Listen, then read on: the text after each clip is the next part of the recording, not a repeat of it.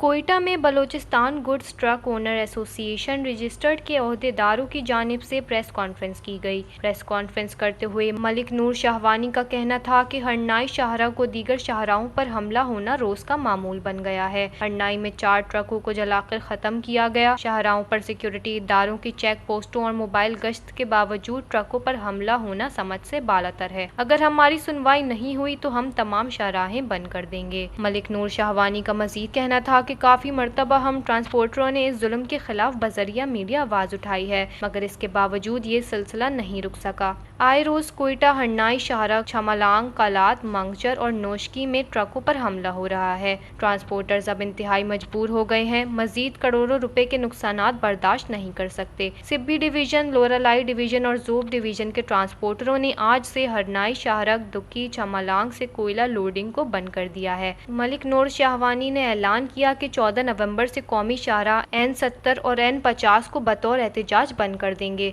और स्पेन कारेज में मच से भी कोयला लोडिंग को 16 नवंबर से मुकम्मल बंद कर दिया जाएगा। वश न्यूज़, कोयटा, बलूचिस्तान।